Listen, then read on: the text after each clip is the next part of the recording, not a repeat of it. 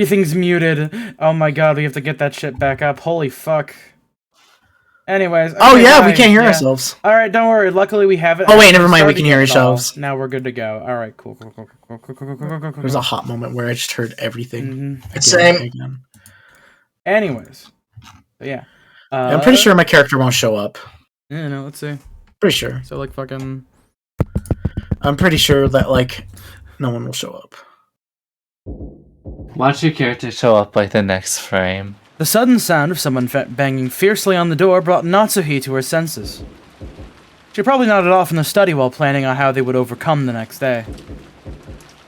But what could it be at a time like this? More importantly, the knock itself was strange. Someone wanted to contact her, they could have just used the internal phone line.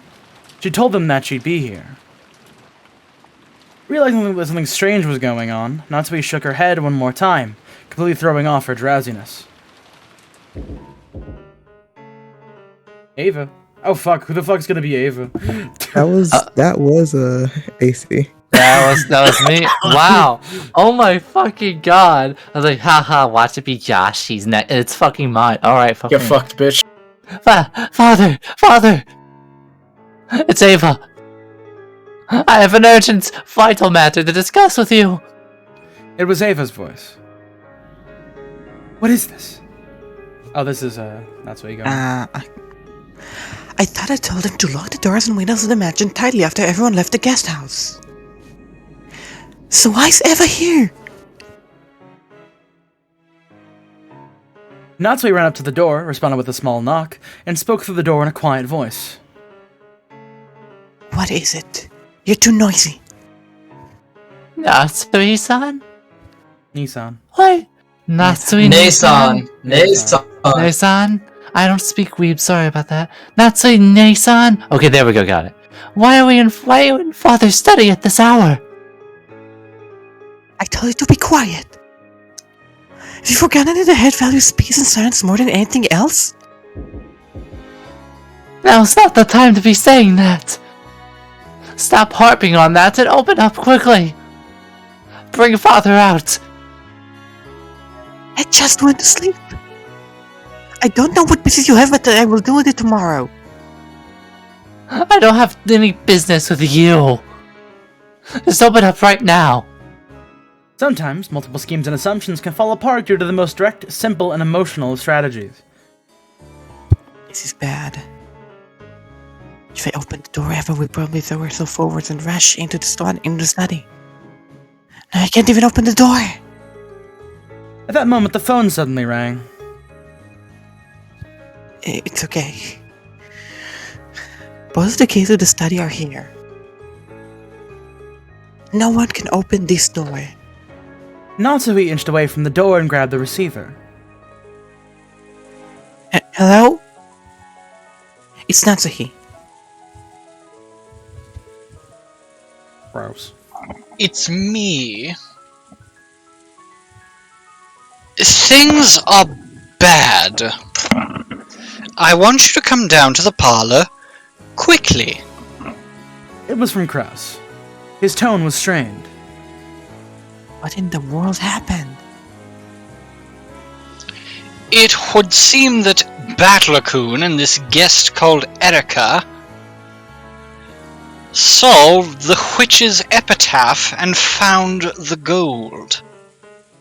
Huh? Is that true? Rudolph and the rest have forced their way in. They're saying Battler-kun will show everyone the way to the hidden gold. Right now, Eva's just outside the study door yelling at me to open it. If I do that now, she might push her way inside. I understand. I'll go there too. Don't worry about Ava. Just stay there and don't do anything. I'll give you a signal once I've gotten Ava away from the door, so leave as soon as you hear that. Ready? Right after that, Kraus came up the staircase accompanied by Genji. A heated debate started between him and Ava. Open up! No, No, calm calm- down.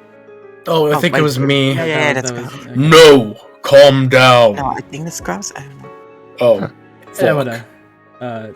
Noir, go. Just say no, calm down. No, calm down. Cool. In the middle of that, there was a small knock as a signal. Kraus had cleverly pushed Ava away from the door and distracted her. During that gap, Natsuki slipped out of the study and quickly shut the door. Ava noticed that, and her face twisted in disappointment. But the heavy sound of the auto lock had already rung out, and the door had been sealed. The gold of the epitaph has been found! It's only natural we should inform Father about this. Or else what? Is there some reason you can't tell Father about this? Father gave strict orders that he was not to be awakened, no matter what, after he went to bed. Following those orders is the duty of the head's representative. Isn't that right, Genji-san? Yes. The Master's sleep must not be disturbed, no matter what happens. Even a rule like that depends on time and circumstances, doesn't it? I mean, the epitaph was solved. Father has a right to know straight away. The two of us will report on everything up to the head tomorrow. That's our duty as the head's representatives. I don't care about that. Come on, just open this door. Just let me see Father. Father, can you hear me? It's Ava. Please, just open up. Ow! Oh, let go of me. That hurts. We're telling you to listen to us. Don't knock on the door so loudly. Ow! Ouch! Ow! Ow! Let go of me.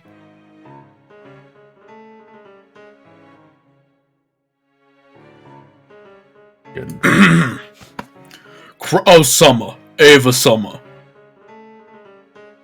The Master is sleeping. Please refrain from disturbing him any further.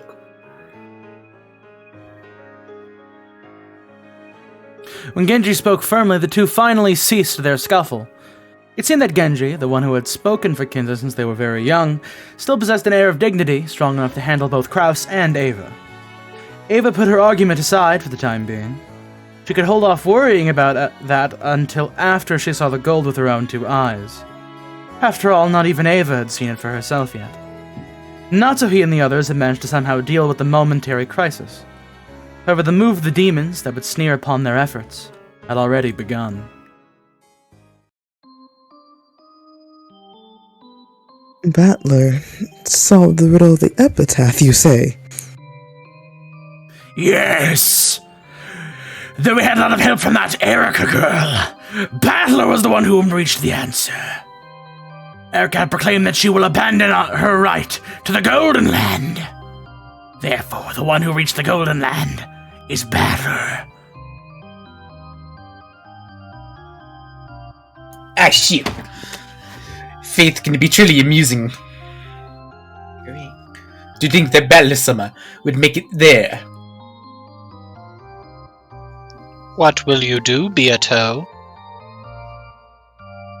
You promised to stop the ceremony if anyone solved the epitaph's riddle. Yes! That was the deal! That was the deal. Indeed. Apparently, Balisama does not intend to become the master of the Golden Land. It now seems that no one will become our master. That is also fate. It has been several decades since we first manifested in the human world through our bond with Lord Goldsmith. The time since then has been so very fun. Come on, Leah. You sound like an old lady. So, what are we gonna do? If we go by Reach and Goldsmith's rules, now that Balor solved the epitaph and set out to become our master, we've been relieved from our duty, right? That's true. I have no regrets at all. I've been ready to be kicked down into Coctus all this time. Cossidus, thank you. I've never said that before. Wait. We can't let that happen. You might say you might not have any regrets, but I'll keep on serving Nazi. It would be quite irresponsible to let ourselves be relieved from duty just because the battler saw the epitaph. Witches are forbidden from breaking contracts, but they must also not fail to show gratitude. True. We should serve her until the family conference ends. In that case, you won't be relieved from duty for a while either, Lord Goldsmith. Perhaps you should wait until you've overcome this family conference safely, said goodbye to Natsuhi-sama at the very least, and if possible, rewarded her for all her efforts. Indeed. She has done well supporting my foolish son. You're a fallen angel with one of its wings plucked off, aren't you? Just leave the other wing as a parting gift and go. Indeed. Perhaps that would be fitting. Natsui may be worthy of bearing my wing. However, we are approaching the critical moment. Your reward is waiting for you. Try to make it through this test unscathed. Natsui.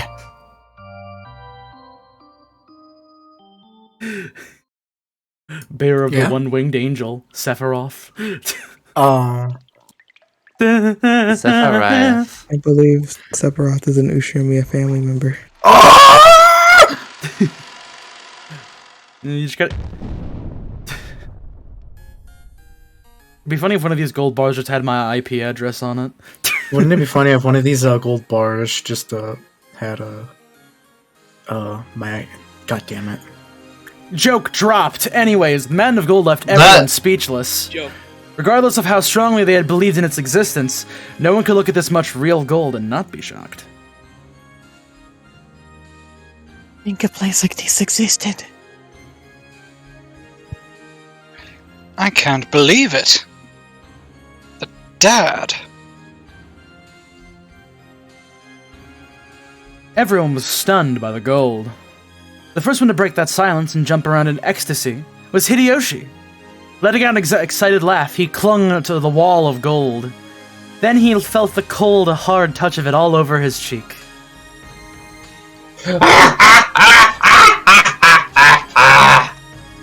Like fucking Wario. This is incredible! Wait, no, this isn't even the right voice. This is incredible! It's the real thing!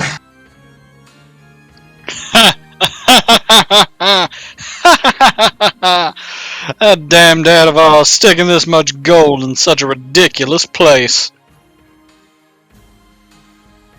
Ava. No, fuck. Now that we have this much, we no longer have anything to fear. With this, we can overcome any kind of trial. Rosa! Nay-san. Fuck. Nay-san. We will find happiness with this, right? Ava and Rosa moved toward each other at the same time as they hugged and broke down crying. Ecstasy and shock, wonder and sighs. Stepping forward in front of the pile of gold that had caused these mixed emotions, Erica spoke as though she were an announcer in some show. If this world is money, then this gold is the embodiment of happiness. Congratulations, everyone. I pray that this discovery makes all of your lives richer. I take my hat off to you. Randy, this is not the first time I've had to voice Rosa Umineko. I think you'd solve the epitaph within a single day of coming to this island. If you couldn't solve it in a single day, then you wouldn't be able to solve it no matter how many days you had. After all, it doesn't take more than an instant for your little gray cells to give you a flash of intuition. Also, I wouldn't have been able to solve this riddle myself. I ask you praise Battler-san's achievements as well, everyone. I abandon any rights to this discovery. I'm already satisfied to have my reasoning proven correct. So I'd like to give Battler-san full credit. I may be here, but please continue discussion as though I wasn't. Battler-san called all the adults here, making sure that none of the cousins would notice. That can only mean one thing. He must have wanted to begin the true family conference with all of you. Erica, quit deciding things on your own. My apologies. In that case, I'll sit down as the facilitator of these proceedings. So, who will take my place? Shrugging, Erica looked around at everyone. After a short period of silence, Ava made the first move.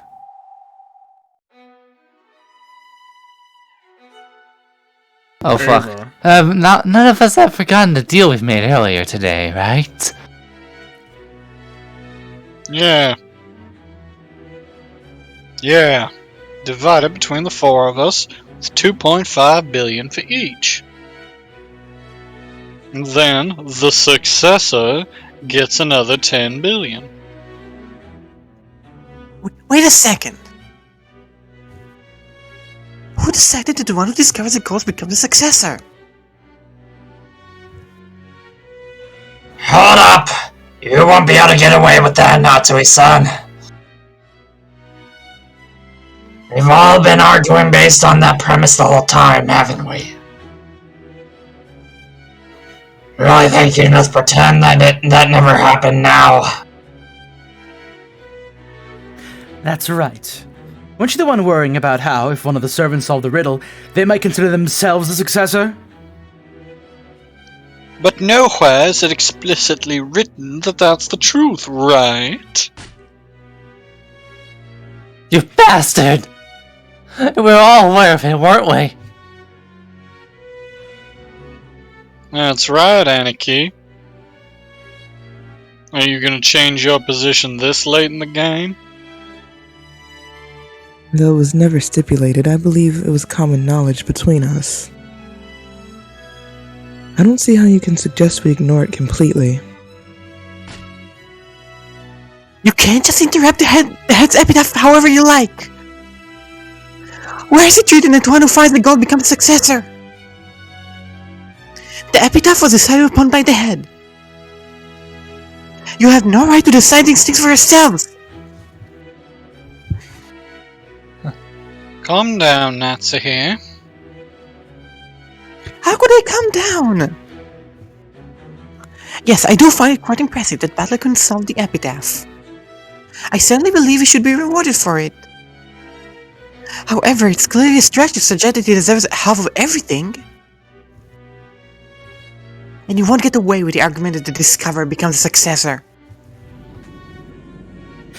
That's low, Natsuhi-san. This is completely different from what you were saying earlier today! I agree. Though it was never stipulated, the fact that whoever solves the epitaph becomes the successor has always been the greatest unwritten rule we've had. It's not fair if you start complaining about that at the last second, right? Yeah, it isn't fair.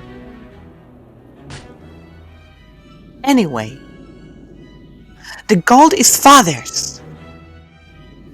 We can't decide how it will be split up without Father's permission. No way! That's low, Natsui-san. We were talking about this on and on earlier, right?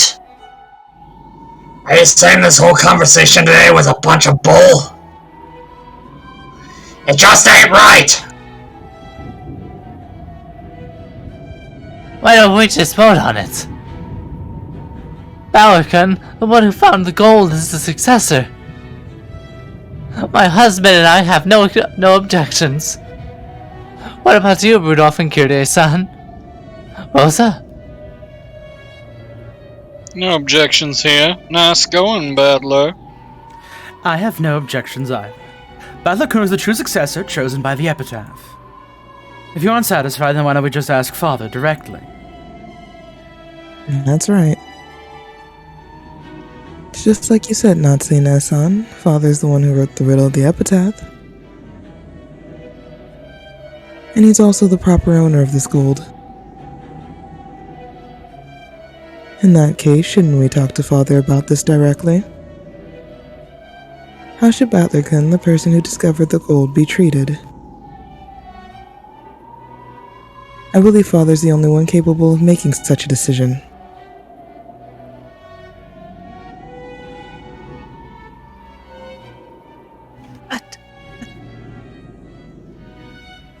Didn't I tell you to calm down? Rosa, Kiryu-san are right. Let's go ask Father. Your turn is already over. Nissan, not Nissan, Natsui-san. Nissan.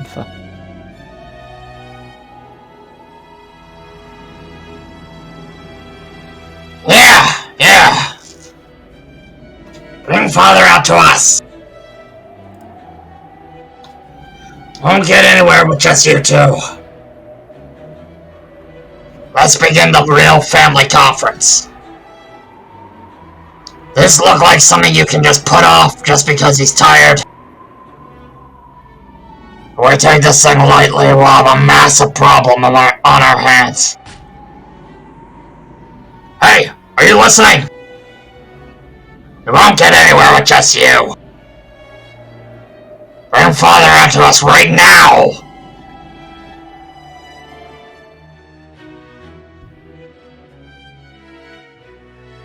Our family conference is always like this. How the hell do I know? They're probably always like this in the inside. Looks like they won't be able to get this figured out right now without Kinzo-san. To think he's being called out to settle his children's fights, even though it's been announced that he only has a short while to live. I wonder how he feels right about now. Imagining that... No, reasoning that out will be a treat. The parents ignored Battler and Erica and kept yelling at each other on and on. Even though Battler had more or less imagined that this sort of thing happened behind the scenes, this was the first time he'd seen it. He'd suspected it since 6 years ago, and had been able to get a pretty good idea of what this was like by the darkening expressions on his parents' faces when this time of year drew near. However, this argument his relatives were having before his very eyes was much more ugly than he'd imagined. That's why he was very glad that he'd called the adults out here without letting the cousins catch wind of anything.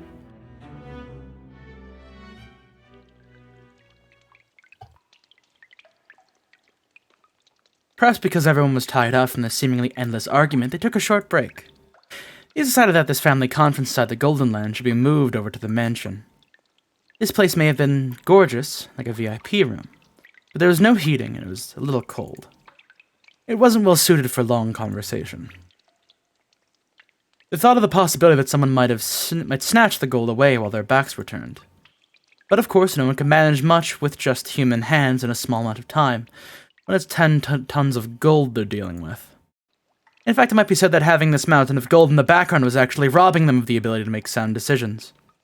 They agreed to return to the mansion, in part so that they could regain their composure and continue the conference more cold-bloodedly.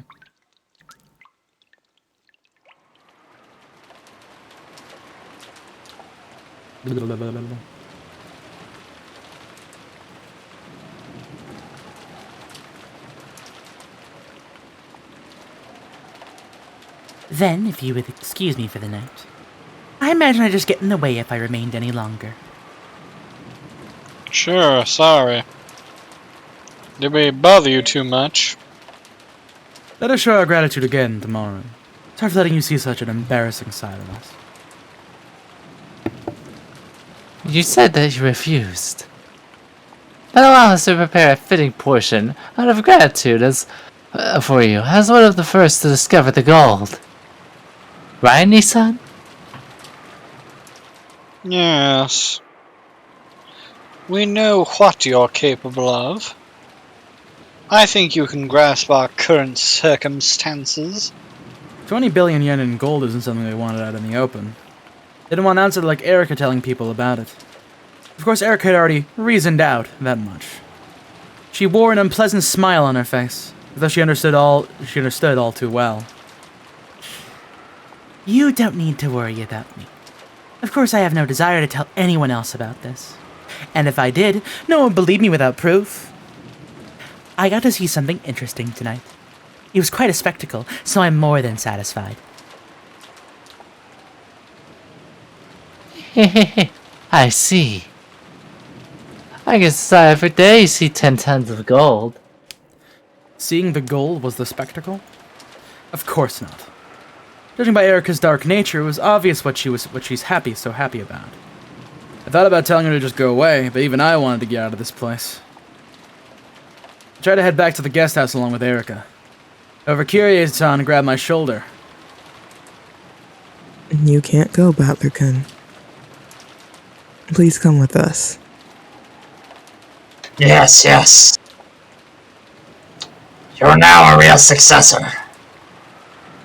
You gotta have an audience with Father and have him acknowledge you right away. Something only the family head may decide. Don't make things up on your own.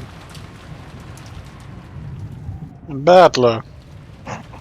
I realize it'll be a pain, but stick around with us for a bit longer. Don't say anything. Just stay quiet and keep your head down. Got it? Just do whatever you want. It would have been easy to say that I had no interest in being the successor, but I was sure that that would only add more oil to the fire. Even if I hadn't been ordered to keep quiet, staying shut up like a clam was clearly a good idea. In that case, would it really be so bad if they just let me go back to the guest house? Dad put his arm firmly around my shoulder, and I told him it was uncomfortable and to let go.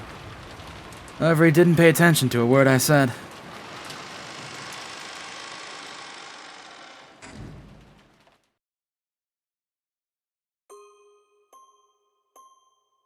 I've solved the epitaph. Just like you wanted.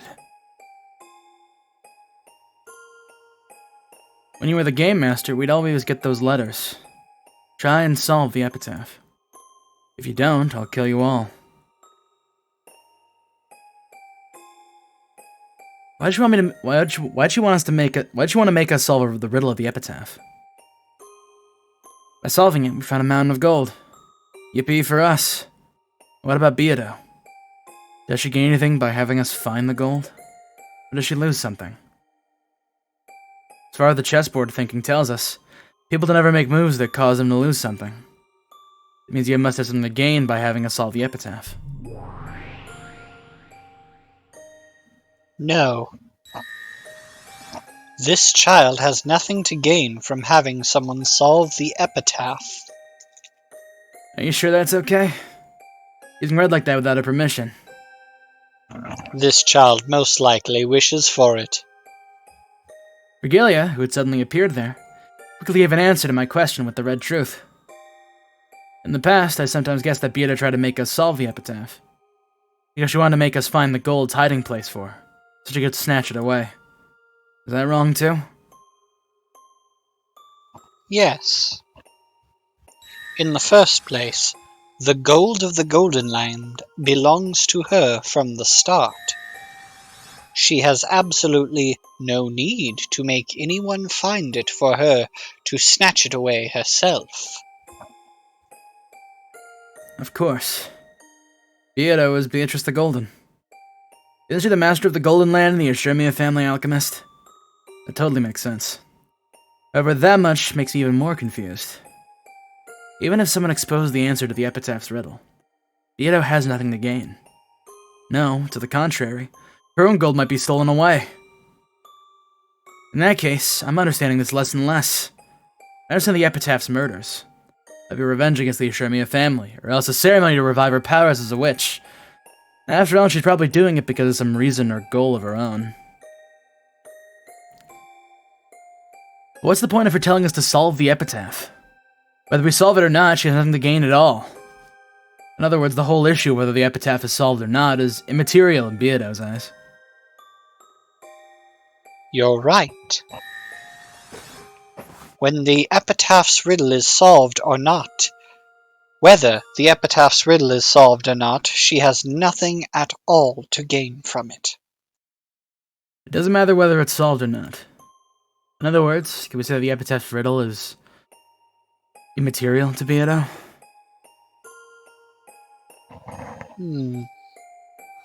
You're right. The epitaph's riddle doesn't have any meaning for this child. So even if you take it to an extreme and call the epitaph's riddle immaterial, it may not be possible to argue against your claim. Beato. Why are you making us solve the epitaph's riddle? If we liken you to the witch you are, if we liken the witch you are to a pair of scales, the epitaph murders lie on one plate, and the riddle of the epitaph lies on the other plate. After all, she's saying she'll stop the epitaph murders if the epitaph is solved. In other words, the epitaph murders and the epitaph riddle are worth the same to Beato. Like two sides on a balanced scale. It means that both the epitaph's riddle and massacring all the relatives are equally significant from Beato's point of view. But Virgilia responded with the red truth. Regardless of whether the epitaph is solved or not, Beato has nothing to gain. If she has nothing to gain, then the epitaph's riddle is meaningless and immaterial to Beato. In that case, how much of the epitaph murders, which lie on the other end of the scales and are equal to the epitaph's riddle in value, worth to her? Think. Don't stop thinking. The epitaph murders and solving the riddle of the epitaph have equal worth. As long as the epitaph murders, which are Beato's goal each time, have the single way that they can be stopped, a way that she decided on herself, both are worth the same thing to her. X equals Y. Whether the epitaph's riddle is solved or not, Beato has nothing to gain. Y equals 0. So in that case, what is X?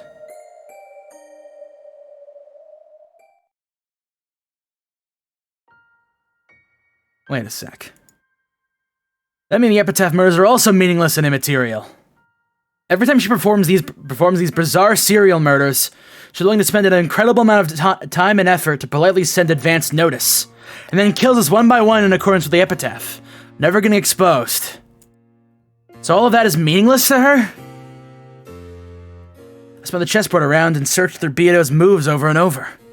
This is always the first place I stumble. The significance of these epitaph murders. Why did she have to commit serial murders in the way that reproduced the witch's epitaphs? If she wanted to kill the whole Ashurmia family for revenge, it'd be much simpler, safer, and more reliable if she just put poison in their dinner. Also went around killing people one by one in the middle of the night while they were sleeping. However, on the first evening, Beato sent us a letter that sounded like an advance notice, and then carried out a 3-part serial murder with large gaps in between. The 6 people of the first twilight, the 2 people of the second twilight, and the 5 people of the fourth and later twilights. We aren't fools. Once the first murder occurs, we barricaded ourselves in somewhere to stave off any further murders. Furthermore, we quickly suspect a culprit among us and start analyzing each other's alibis. As the victims increase, the number of suspects decreases automatically, and Beato's chance of success in the serial murders drop closer and closer to 0. All the epitaph murders, like she's strangling her own neck, making it hard to succeed in the serial murder she's attempting. All for a useless embellishment. All for a show.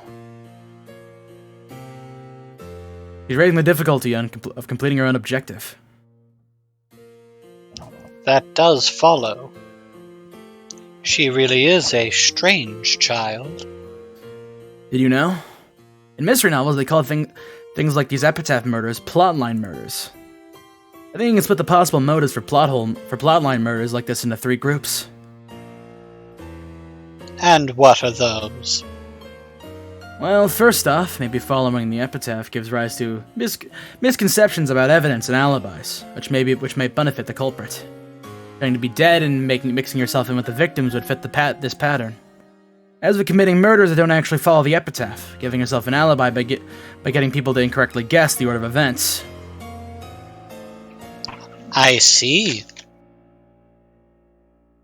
So perhaps she only made it look as though she was killing them in a ceremonial fashion, following the epitaph, when she was actually guiding their thinking in a manner that befitted her.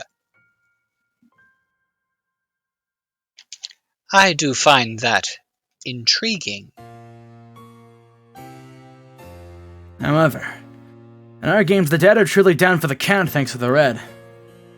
While she might have confused people in the world of the game board, she can't confuse us up here like that. In other words, the most obvious possible goal for her isn't the real one. In that case, what are the other two possible reasons for carrying out plotline murders? Another one is coincidence. A crime just happens to resemble the epitaph without anyone in particular trying to make it do so. And the witnesses mistakenly think it's a plotline murder. Humans try to find cause and effect in everything they see. If we think we know what something is, then that's how it looks to us. I see. That's intriguing too. But would that really work? In this child's games, advance notice of the crime is always given before the murders of the first Twilight.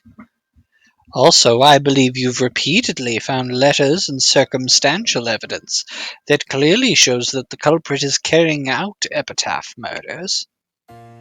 Yeah, that's right. It isn't coincidence. From the very beginning, Beato has been advancing with the goal of making this look like a series of epitaph murders. We weren't mistaken about that. These are clear plotline murders. So this motive, or lack of motive, doesn't work either. In that case, there's only one motive left, right? The last one is because they want to show someone something. More specifically, fear. By following the epitaph, she gives the others clear notice in advance that the murders will continue. The survivors are in constant fear of the murders, which they're certain will continue.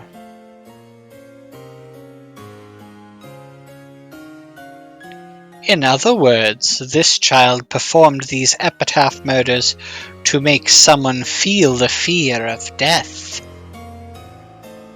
Or at least that'd explain things pretty well. The grotesque mutilation of corpses and the dark decorations were all a show to terrify us. To terrify whom? Huh? Well, like I said, us.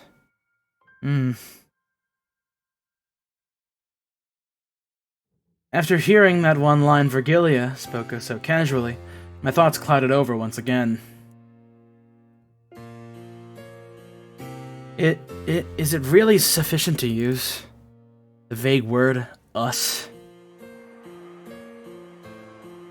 There are many humans in the Ishurmiya family. There's the head and the one who holds the rank of his successor, grandfather and Uncle Kraus. There's the relatives who have some pull in the business world. On the other side, you have the young cousins who usually visit at most once a year, and the unfortunate servants who just happen to be on duty that day. Even if the culprit hates all of us, there should be clear differences in how much they hate some of us compared to others. It should be possible to pick out people among us that the culprit especially wanted to terrorize or have revenge against. If you're liking this to a kid eating dessert, isn't the strawberry on top of a shortcake the part you should eat last? No one tells you shouldn't eat it first, but our mentality encourages us to save it for later. In that case, culprit want to leave the person they hated most until the end. Yeah. Like that line by my favorite character in this novel I like. Something about how the worst way to kill someone is to murder those close to them. Make them as miserable as possible, and only kill the person then. Oh my, that must have been quite a terrifying novel. How frightening. In that case, you could argue that the people who stay alive until the end are the ones Beato hates the most. However, every single time the order of people gets killed, it changes around completely. Try counting up the people who live until the last twilight every single time, even though they do die in the end.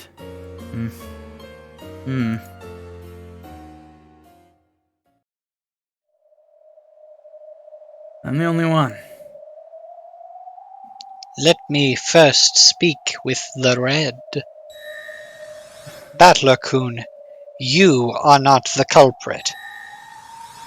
You haven't killed anyone. This can be said of all games. And that just makes it even more likely that it's me. Means the sole reason she had for bringing about the Epitaph murders was to show them to me. Every time Beato brags that she'll choose whom to kill next with a roulette. However, I'm the only one she never kills. If she does kill me in the end, she leaves me until she leaves me be until the very last moment. In all these supposedly random games, there's only one unchanging constant. She wants revenge? Against me? So, is she performing the Epitaph murders to make me feel fear? That's wrong. Her goal is not to make someone experience fear. And it isn't to have revenge on someone either. In that case, the Epitaph murders really don't mean anything to her. The Epitaph's riddle is meaningless, and the corresponding Epitaph murders are also meaningless. X equals Y equals 0. But even so, she's clearly trying to show these meaningless things to me. What could she want from me? That I worth the same to her as something meaningless. I don't get it! The more I think about it, the less I understand what she's thinking.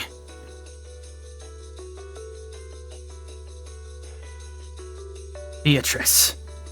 The fickle witch who committed a meaningless, worthless string of serial murders. In the Epitaph's riddle, which the witch used as a trigger that could suspend the serial murders, is meaningless, immaterial. And yet she's thrusting this meaningless, immaterial thing in front of my face. What is it that you want from me? Or else, what is it that you're giving me? My idea that Beato has clearly been taking revenge on me has already been denied by Virgilia's Red Truth. Both X and Y.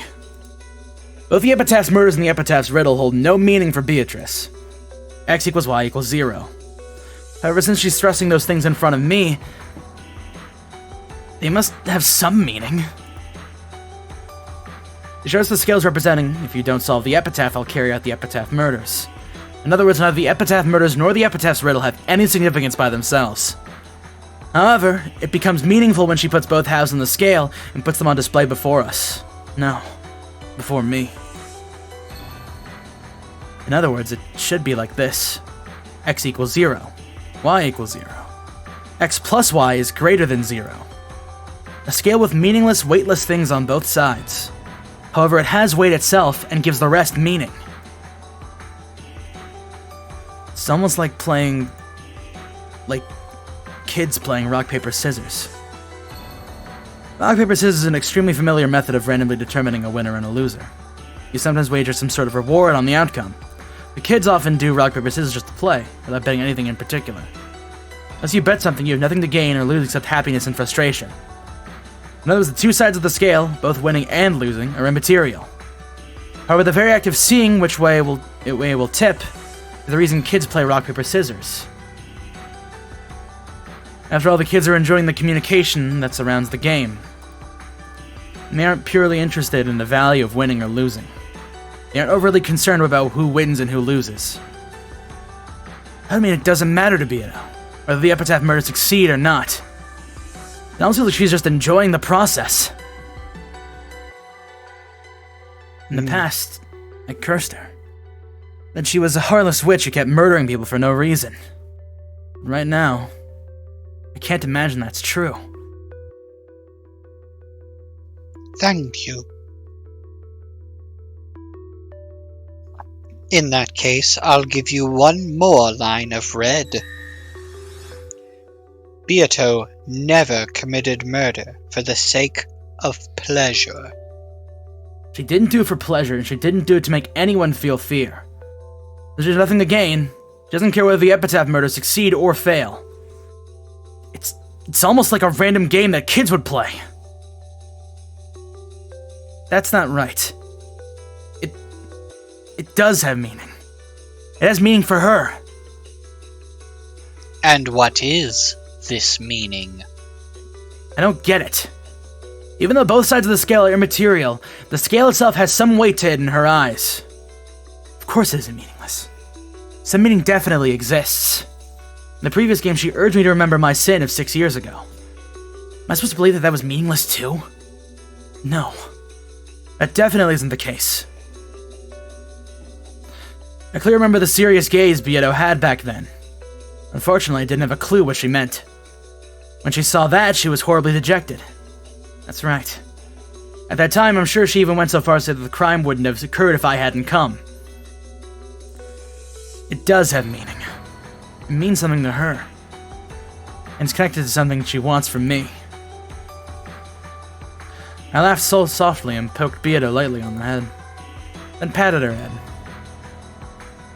Next time you want to send a love letter, I suggest you just write, "I love you." If you make it too roundabout and confusing, no one's going to be able to figure it out.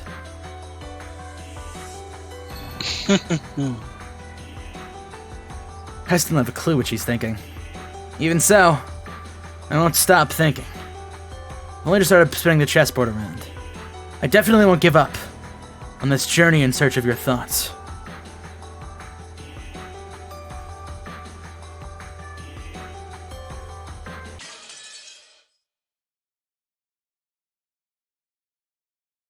Everybody awake? Yeah, I'm awake. I'm super awake. Mm-hmm. I'm just very low energy right now, though. I fell asleep like 2.5 times. To be fair, that section was very interesting. However, that being stated, it was interesting, but that music was very low energy, and so was I already. Towards the end, it started amping up a bit. Dead Angle is based and goated, thank you.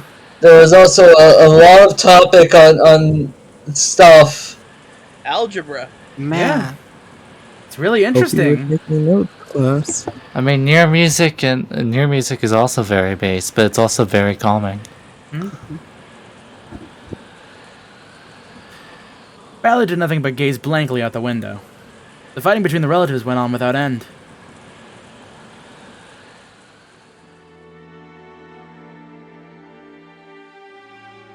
At first, the relatives had gathered around the study. However, no matter how much they knocked, the master of the study did not answer even once. Ava and several others had said they should open up the door with the second key, the one that Genji had. However, in a flash of brilliance, Natsui said that Kinzo had been in a particularly bad mood and had taken back the key that he'd previously given to Genji. Sure that he now had both keys himself. However, this is the reason that they couldn't open the door. After she promised to let them meet Kinzo tomorrow morning, no matter what, they finally returned to the dining hall. But, of course, the arguments continued on even there.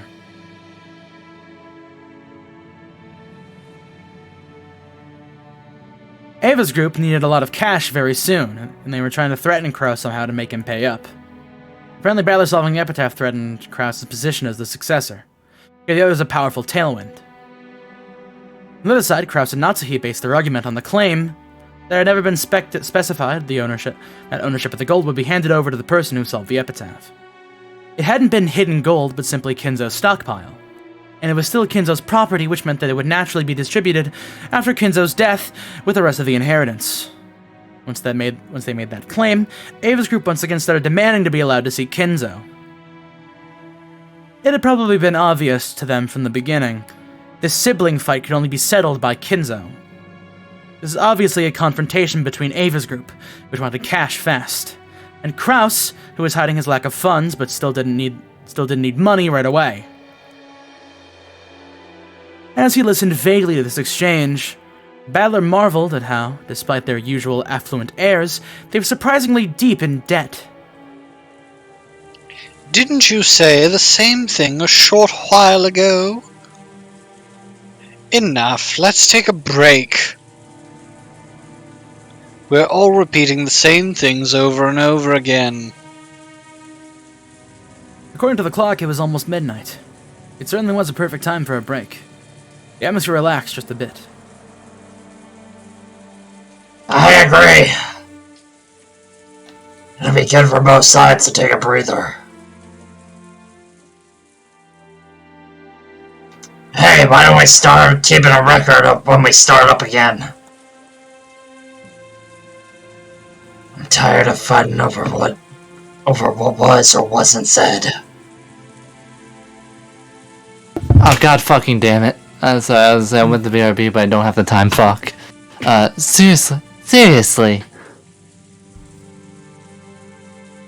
We really can't do without the recording of proceedings. Not when Nissan can so easily deny something he said before the words stop reverberating off the walls. A mere written record would be a pain, and it would be an easy target for forgery. Good point. Anarchy, wanna fire this up? A tape set, is it? I see. This way, we can keep a record without bothering to write it down, and forgery will be impossible. It's fair for both sides. Make sure you don't mess anything up. Those are Father's precious music stakes.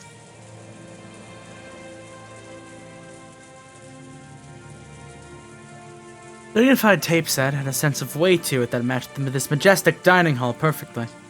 On pleasant Sunday mornings, it would sometimes be used to play famous tapes or records. However, right now is the most neutral, impartial conference record keeper around. Rudolph fished randomly around the cassette rack searching for a blank tape. And every time he found some tape with sophisticated music on it, he'd complain about how pompous it was.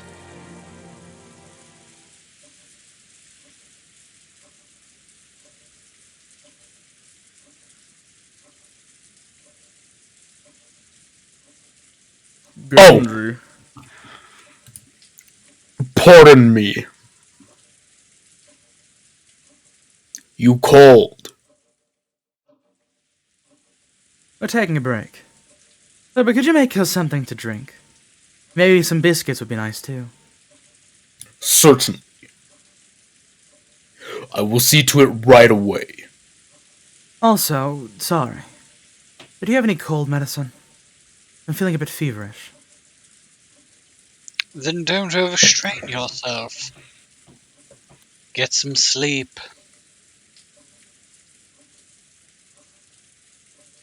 Sorry, I was in the middle of drink. If you really feel like it, why not get some sleep, Rosa? Of course, I wouldn't step out of such an important conference because of some simple cold. Really? Allow me to take a rest as well. Natsuhi, why don't we take a short rest too? Yes, dear. You good, Shelly? My man's breathing. You good? Did you fall asleep? Wait, Wait, are you if he okay? Oh. If he fell asleep, why did he undeafen? Yo, Shelly, you good? Bro, Yep. chill! Ellie. No? Kelly. Shelly? Woohoo! What? Oh, did you fall asleep? Yeah, bro. Got him. Oh my fucking god. Everyone's tired today. And you should see, like, me. Like, I have my head on my shoulders right now. It's the rain You know, track. right now, I'm like, I don't get why you guys are all tired. And the moment you guys pointed it out, I'm like, wait, my eyes are heavy. Ah, fuck, god damn it. I'm not seeing enough blood. Where's the blood? Come on. No. We don't need murder. Man, I don't know what it everywhere. is, but it almost seems like this shit is way harder to follow than the answers are. I mean, it's. This I mean, is like the I I would. think there's a arc. complicated answer. I feel like this would be easy. I feel like this is easier to follow. It's just for whatever reason I had been stricken with a sun-tired spell beforehand. Untired yourselves. We finished the scene. Sensing that they had to Sorry have a for strategy being meeting, sleepy. Natsuhi stood up. Even if that hadn't been the case, she was desperate to get out of the room, even for a moment, that she'd have taken any excuse. Krause and Natsuhi left the dining hall, and the tension in the room truly relaxed. Relaxed.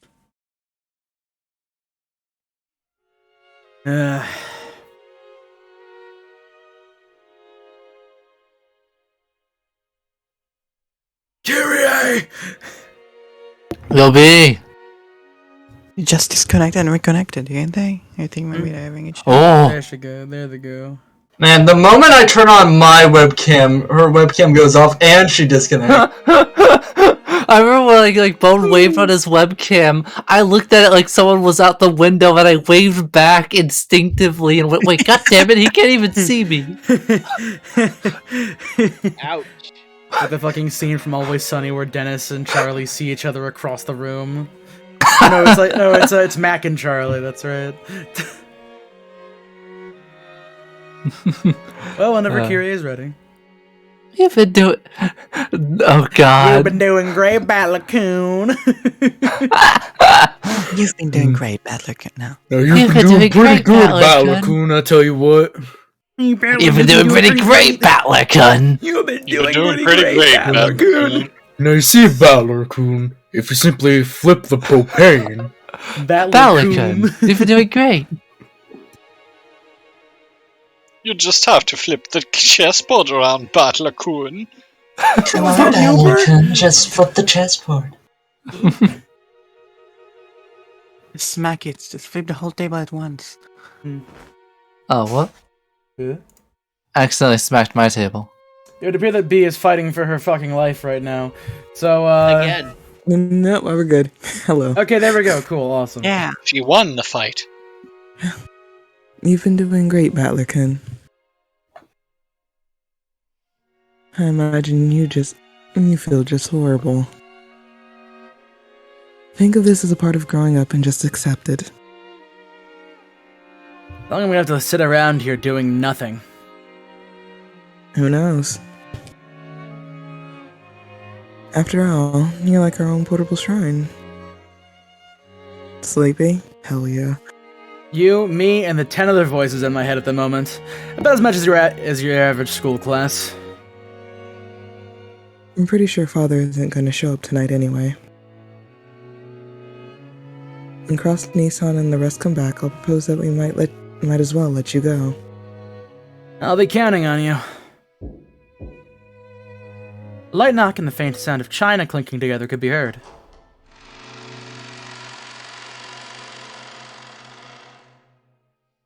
Shannon! It's us. I forgot Shannon existed. We brought tea. Shannon and Cannon had come by with a serving cart. The pleasant smell of black tea had the effect of relieving a bit of the tension. Hey. Did you hear?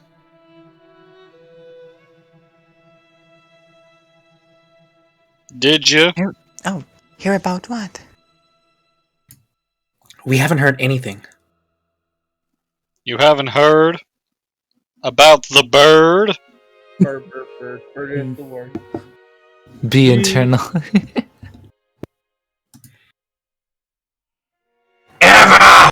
Ava! Oh fuck! God damn it! I thought that was B. AC, I thought you as said. long I thought as you said. Con B. isn't here, you are Ava. Get talking, wife! I thought you were. Good I thought you. Okanoki, put on the dress! Stop it, Rudolph. There's no reason to tell them. We are furniture. So we have no interest in matters concerning the family conference. I see. That's a wise answer.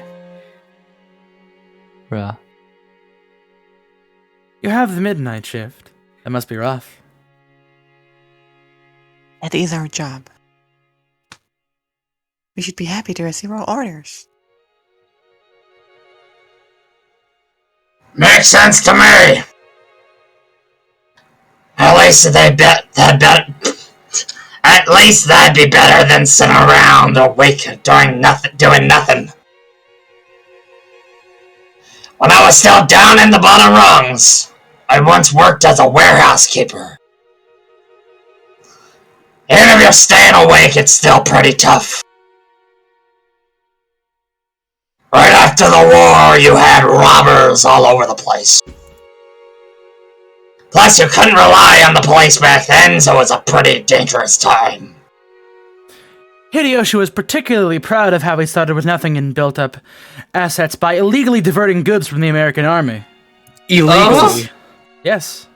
This man why does this guy know Okanogi though? Why does he know Okanogi? I wonder. What's the connection?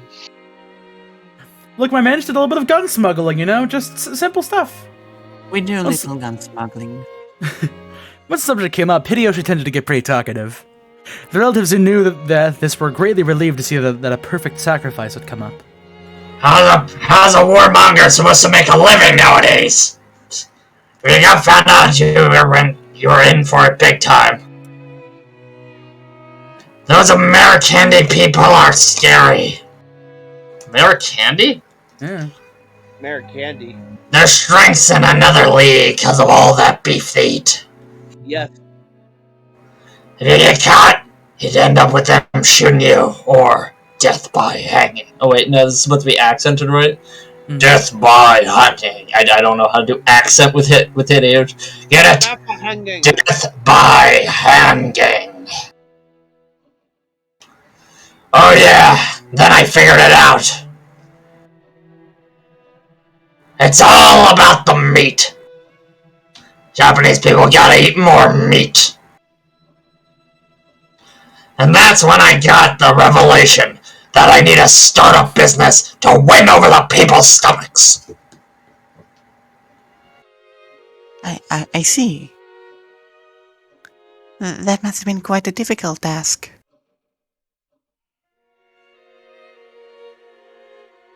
Oh, stop it, dear.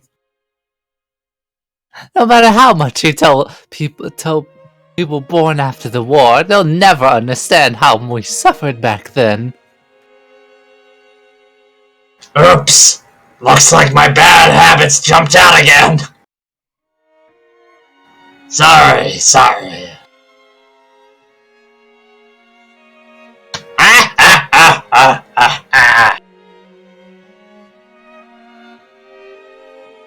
You two should just have some tea as well.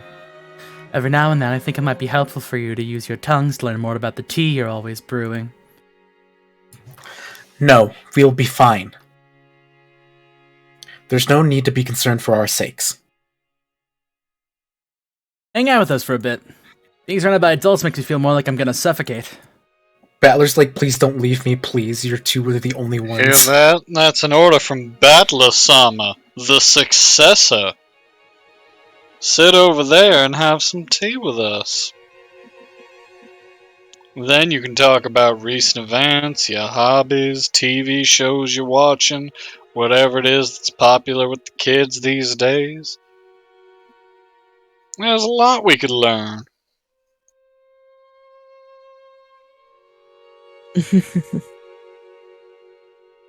That's a brilliant idea. Come on, you two. Sit down, too. And why don't you become sacrifices for us now that we're craving something to talk about?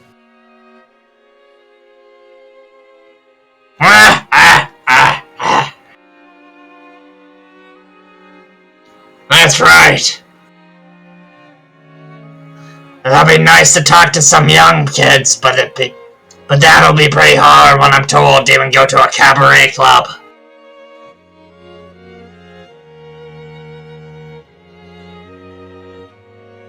Eva.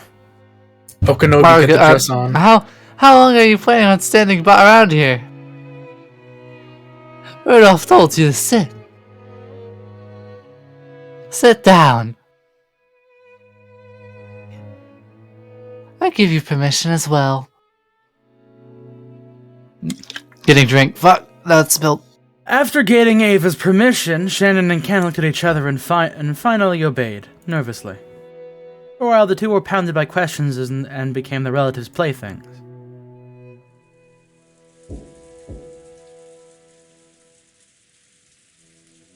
Then, a reserved knocking sound could be heard. All the servants tried to knock in a similar manner, so no one found it strange. However, Shannon and Ken turned around with surprised looks on their faces. Servants here today included the two of them, Genji, Kumasawa, and Goda. Goda had the midnight shift at the guest house.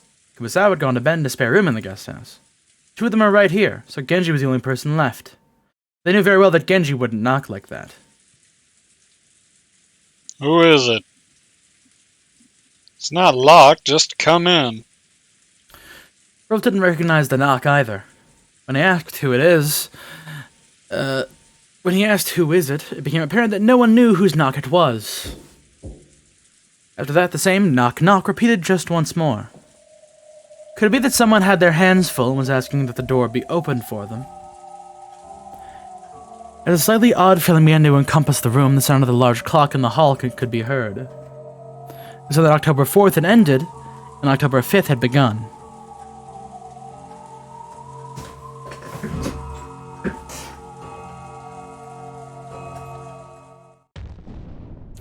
Let's step back in time for a bit. At the time, Play the shitty games that suck ass. At this time, Kraus and Natsuhi were a ways off in the deserted corridor on the second floor.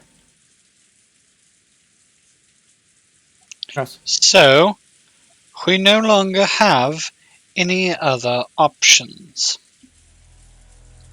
Yes. The same move probably won't last us all day tomorrow. If we hesitate any longer, there's a chance Ava-san and the others will call the police, claiming that we have father locked up somewhere.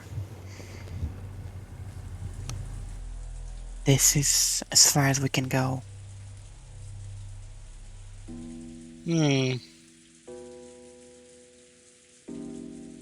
Adler couldn't find the gold was completely unexpected. If that hadn't happened, I thought of a plan which might have managed to get us through this somehow.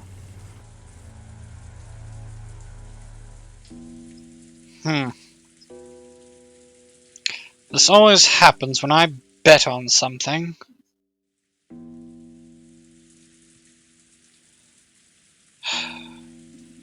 Something unexpected always happens, and someone skips past my dialogue. And something that should have been an absolute certainty goes wrong. Let's arrange your father's room to be empty, starting tomorrow morning. Let's night out with Genji, and having say he saw father heading out into the forest early in the morning.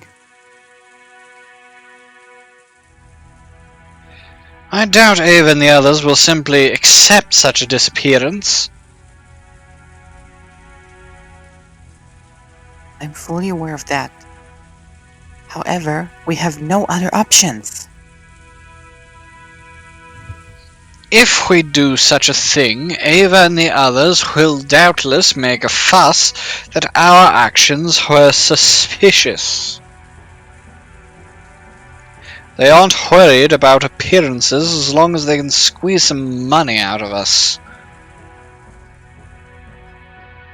It might end up in some odd magazine and cause serious damage to the confidence placed in me.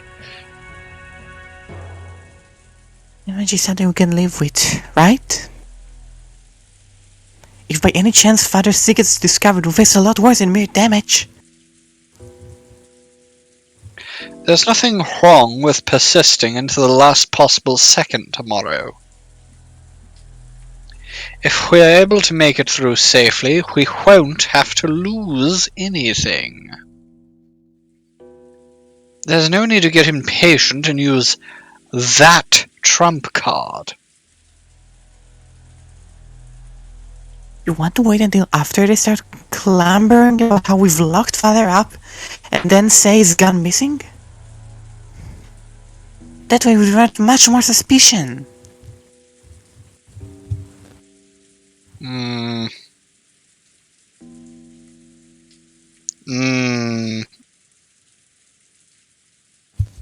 Let's just put Father to rest now. To go any farther would be impossible. Calm yourself. Being exposed to Ava and the others' venom too much has made you lose your composure. That's all. Only 2 keys exist that can let anyone into that study.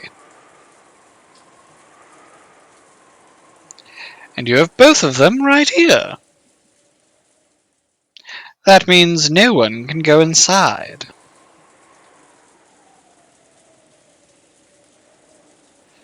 That door is of a very special make.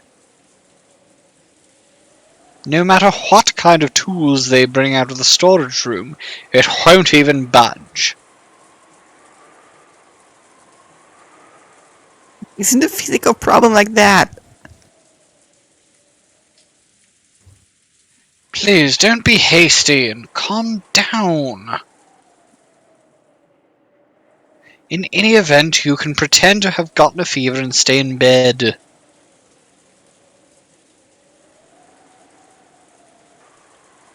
In the meantime, I will overcome all of this for you. I can't leave everything to you. I'll fight until the end too.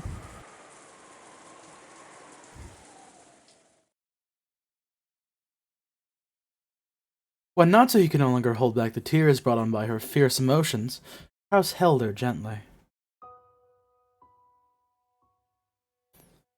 Just how long had it been since the last time she'd felt the warmth of her husband's compassion? Your headache must be awful, yes? It's always that way when you wrinkle your forehead like that. Dear. She'd come to think that her husband could never guess the way she felt. But at times like this... Let's wait for the very last moment before using our disappearance trump card. It's like a last resort treasured sword. It's best when it remains in its sheath. The important thing is that you're ready to pull it out at any time, right? I understand that. Would you let me handle that trump card? Of course, at the final moment, I will take all of the responsibility. I won't get you and Jessica involved. What do you mean by that? When the Ushirimiya family is destroyed, it is enough that I alone am crushed in the rubble. When the typhoon passes, let's make sure we are ready to file for divorce. I will sign the papers and let you hold on to them. I've secretly left some of my assets in your name. If you add on some compensation money, that should be enough for you and Jessica to live on without any hindrances. No. Ushirima Natsu is a name that should be engraved on my tombstone. Please let me be with you until the last moment. Even if it turns out you're the last head of the Ushirima family. Please, let Natsuhi be the name of the wife of the final head. Your wife. Krause's existence was founded solely upon the trust and power of his assets as a financial fixer. Whether those weakened, nothing would remain. If they used the trump card of Kinza's disappearance, they would lose one of those two essential supports.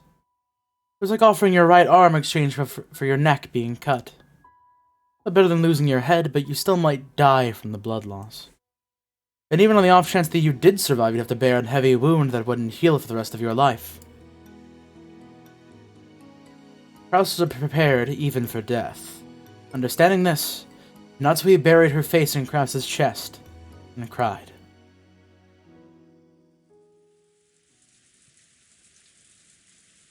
So I thought the line was Krause's very existence was based on something. Oh, fuck me already? Shit. My apologies for interrupting. Let me check something. Hold on a second. Huh? Config. Oh, you got a new trophy. Good job. Achievement. Alright, cool. It's on Witch Hunt. I was concerned for a second. I thought there was something wrong with the translation. We're good. Whew! I believe we're on the preferred render Angie 2. I know it says Angel, but fuck you. My apologies for interrupting. The sudden appearance of Genji's voice made Natsuhi jump back and hurriedly wipe the tears from her eyes. Krause stood in front of Natsuhi, shielding her. Ah, Genji-san. Please don't sneak up on us. Do you have some business? Yes. My apologies, but I have something to report to Madam. Me? Dear. I don't mind. Krause left Natsuhi's side, went to a window a short ways off, and gazed at the windy and rainy rose garden. Natsuhi went with Genji to a place a short distance away. What is it? Well, the truth is, another phone call came for you, Madam.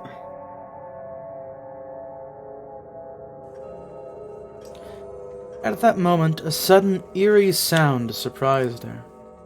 It was the large clock in the hall announcing midnight. You don't mean that man again? Yes. What is to be done? Did he say what business he had with me? I can give you no answer on that matter. He kept insisting that he wanted to speak to you directly.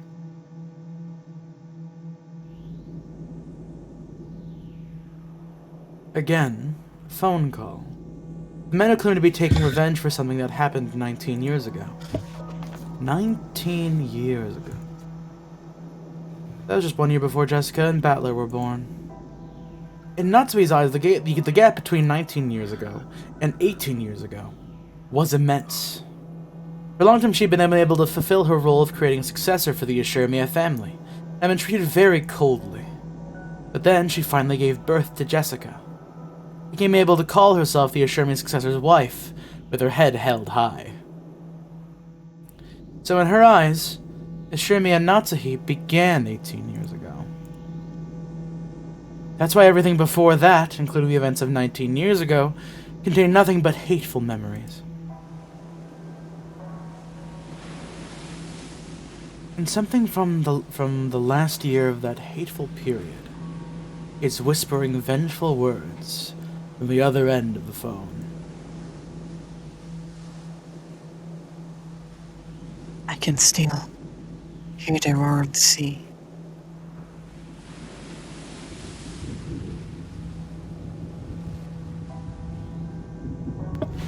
What is to be done? Transfer it to my room. Don't let my husband know. As you wish. From the very beginning, Genji had guessed that she wouldn't want Krause learning about this phone call. That's why he had told Natsuhi covertly, Natsuhi ordered that he transfer the call, told Kraus that she would turn in for the night, and left at a quick pace.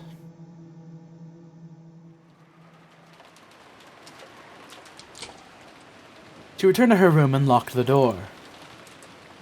Nothing particular about that. In the Ashirmia family, hallways are like public roads. There's no special meaning in locking the door when you enter your own room. This is what she told herself. Then, as though it had been waiting for her, the telephone rang. Genji had probably transferred the call. Took a deep breath, readied herself, and picked up the receiver. Hello?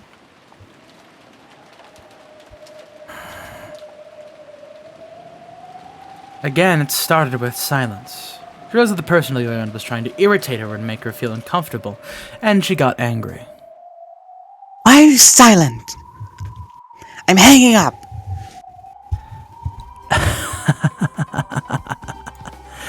Do not hang up, Mother. I want to hear your voice a little longer. And that unpleasant voice. Are you trying to mock me? Tell me what you want. I want to play with you, Mother. What?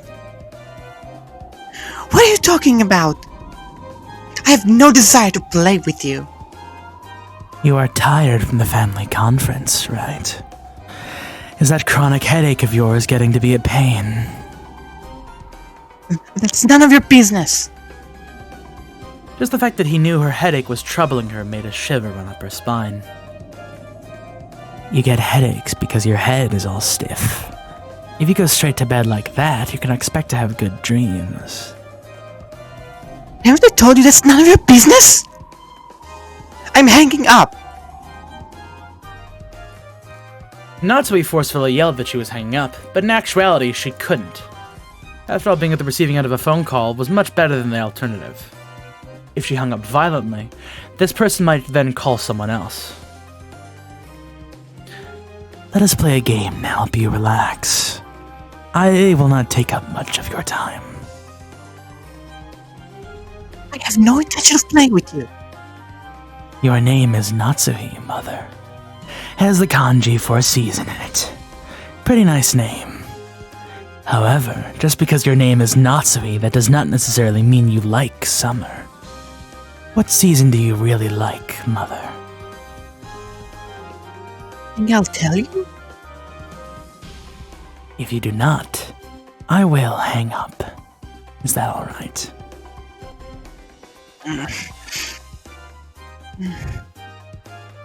It was clearly a threat. It meant that if she forced him to hang up the phone, anything might happen. Humiliated that she was forced to give in to a threat made by a man whose name she didn't even know, she gave him the answer he wanted. Adam. Why? Because it's an easy season to pass the time in. There's no other reason in particular. Are you satisfied now? Yeah, I am satisfied. So it looks like your favorite season really is the same as mine. I like autumn too.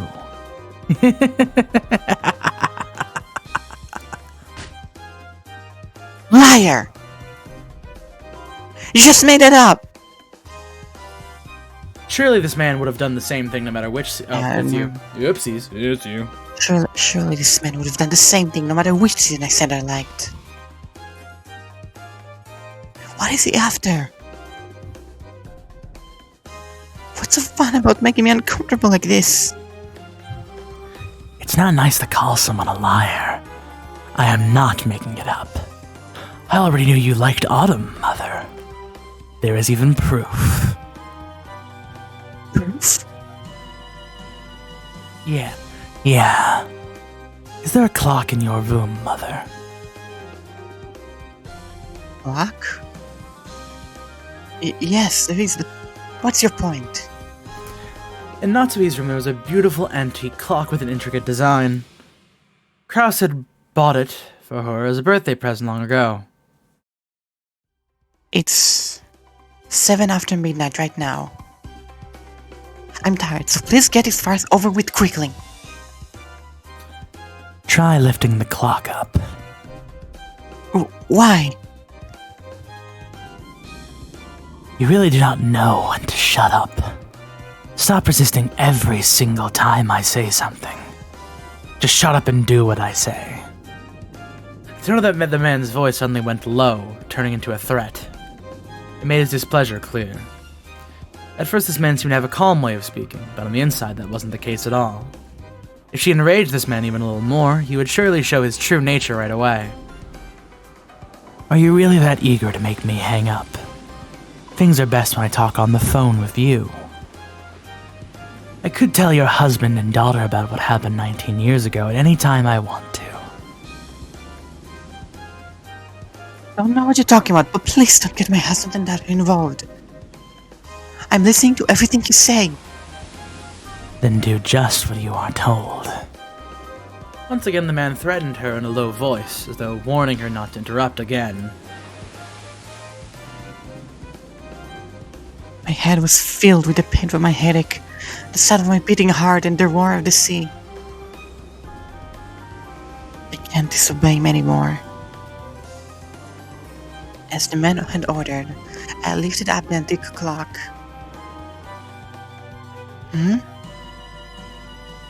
There lay what appeared to be a single playing card. Oh. That appeared to be a single playing card? Is it still the warranty for the clock? Thinking this, she took it and turned it over.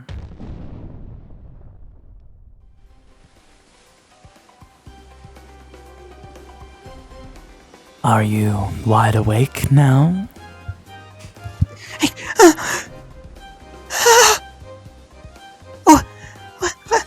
Why? Why is it this here? Well, it would please me if your headache's gone down a bit. Tell me that you are happy, Mother. How did you? Why?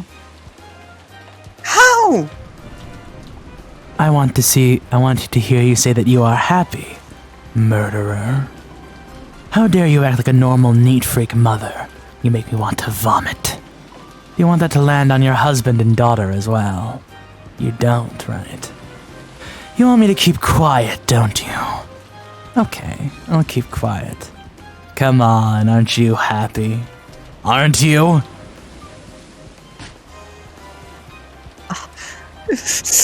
I'm happy. I'm happy. So please, stop. Don't bring my husband and daughter into this. What did you want? Money? How much?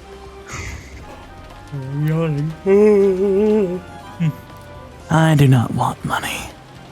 My wounds cannot be healed with any amount of money. But there is a medicine. That is right. It is like a kind of ointment. Thick, syrupy, and dribbling. And that is my hatred. My resentment toward you. Slathering myself with that is the only way to hold back the pain. Natsume never had anything so hateful said to her in her entire life. Though she suspected many times that she must have been having some sort of bad dream. However, this definitely wasn't a dream. You couldn't possibly be on this island right now, are you? I am. Did I not promise you? I said I would be at the family conference. That's impossible. There's no way you could have come during this typhoon. That would be no problem if I came before the typhoon reached here. And I am pretty sure the guest called Erica or whatever arrived even during the typhoon. Her blood froze. Furudo Erica had supposedly been brought here by coincidence. If he knew that name, he would have to be very close by.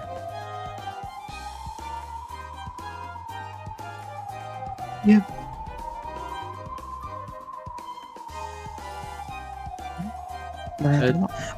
Where are you? There you go. I will not appear in front of anyone until you introduce me. Do not worry. Oh yes. It is useless to try and search for me. Your mansion is huge, and you have no shortage of phones I could be calling from. Besides, I'm sure you do not want to meet me, right? Or else do you want to expose me and introduce me to everyone? Introduce me to Jessica, too. Tell her I am her older brother by 1 year.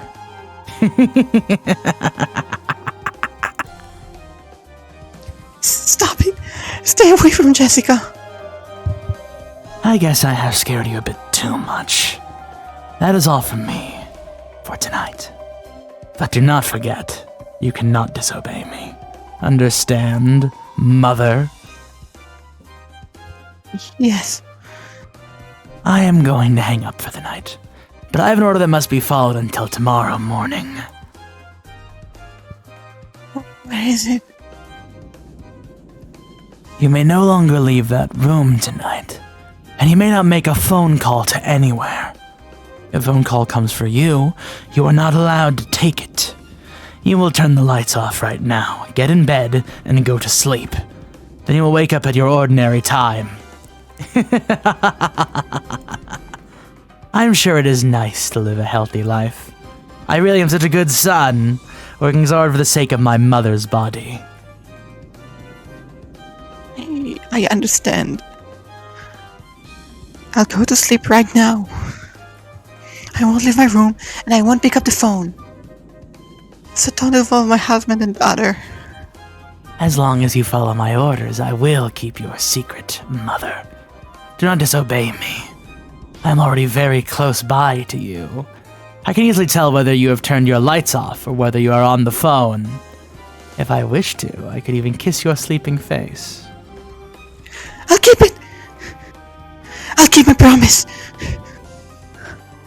So stop it! Just stop it! Stop it! As she screamed, the Natsuri took the card she had found under the clock and crushed it up into a little ball. It had pattern on it like a tarot card, and also the kanji for autumn.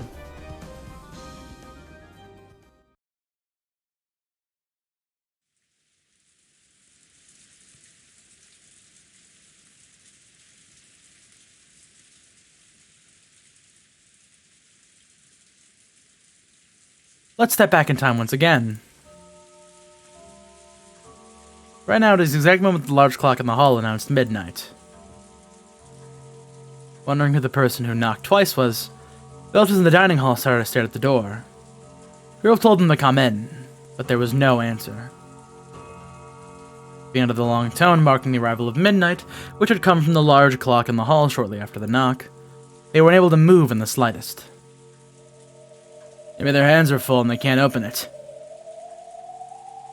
Maybe. But it's a bit creepy that they won't say their name.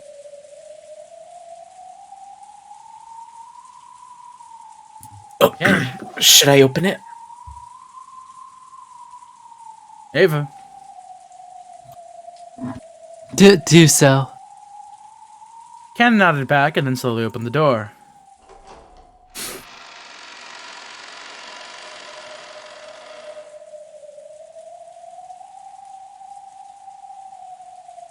Who's that? That's you, Orange. That's right, sorry. What's that?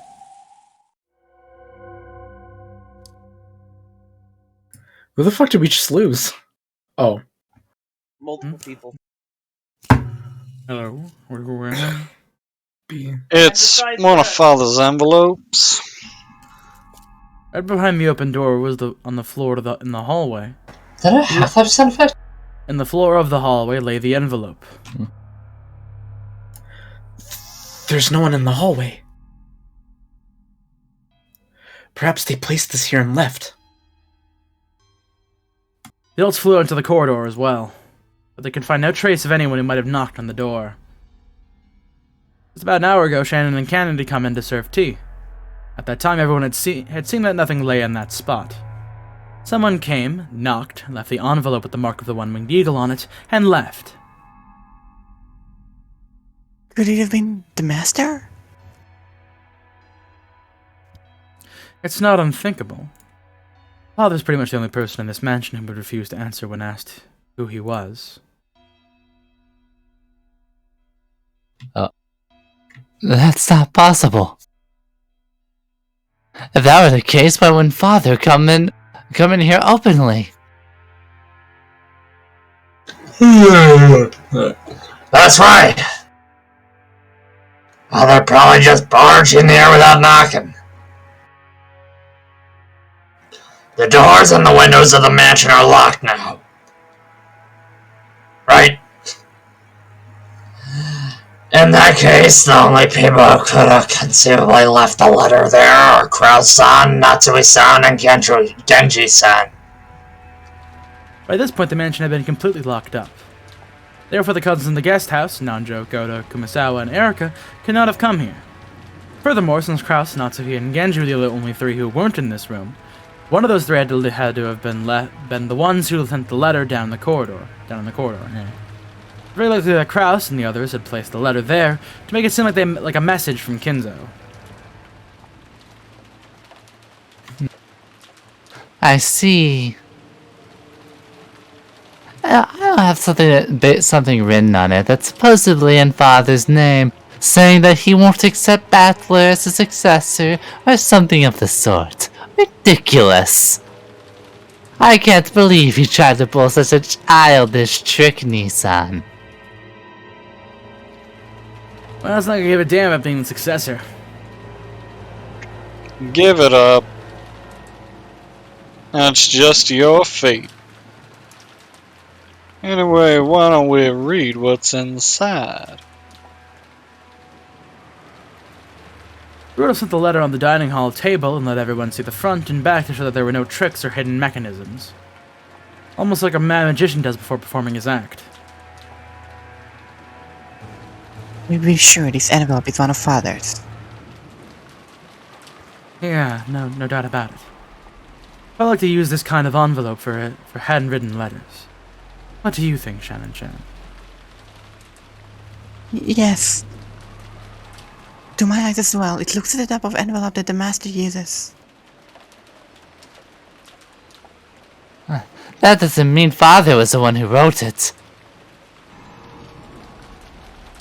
It would be pitifully easy for Nissan to snatch one of these in the drawer in Father's study. Even Kraus-sama would not have been able to enter the study so easily.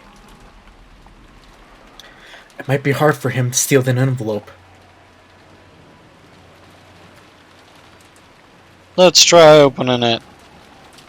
We can worry about all that later. Feels like there's something in it. I wonder what.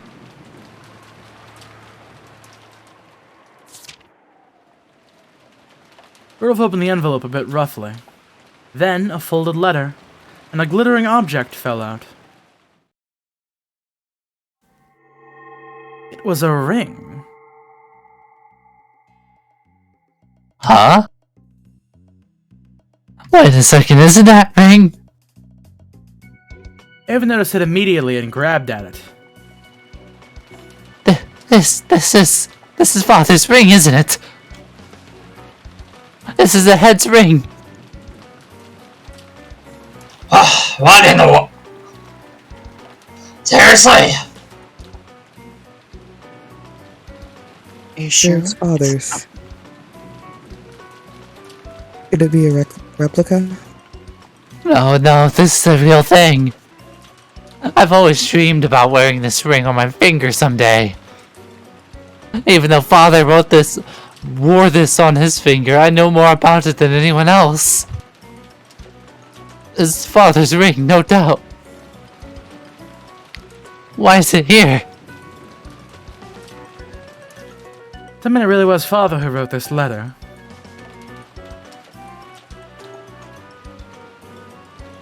Honey, it's The sender isn't Father. It's much more interesting than that. Then, who's the letter from? The Ushiramiya family alchemist. It's from the Golden Witch, Beatrice Sama. We all told everyone the part of the letter where that was written. It really did say that. It's from Beatrice. What's it say? I'll read it. Congratulations! I acknowledge that Battler-sama spectacularly solved the epitaph's riddle and reached the Golden Land. All of the gold belongs to Battler-sama. Furthermore, Battler-sama is the new head of the Ushiramiya family. As proof, I send the head's ring, which Kenzo-sama left in my charge. Battler-sama, I beg that you take the ring, become the new master of the gold, and guide the Ushiramiya family. I sincerely pray that you flourish as the new head. Ha! Ha ha ha ha! What the hell? I see, Dad just won't come out of his study, so Beatrice, the Witch of the Forest, has acknowledged Battler directly.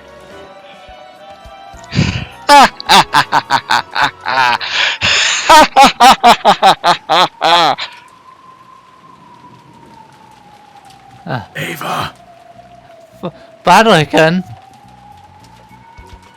you take that ring. This is a special ring to be worn by the family head. I don't know who this Beatrice is, but she's watched the whole thing and sent you this ring after acknowledging you as her successor.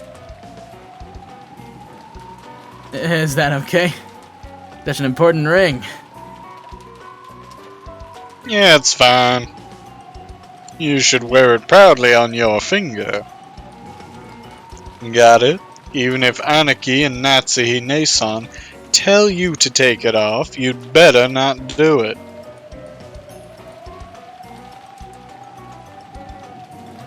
All the relatives, with creepy smiles on their faces, urged Battler to put the ring on his finger. Things would get pretty nasty if he refused, so Battler reluctantly decided to put it on the middle finger of his left hand. The ring was heavy and stiff. At that moment, Kraus returned. Genji came back as well shortly behind him. My apologies. It seems that my wife is not at her best, so she's gone to bed early. Did something happen? You all seem incredibly flustered.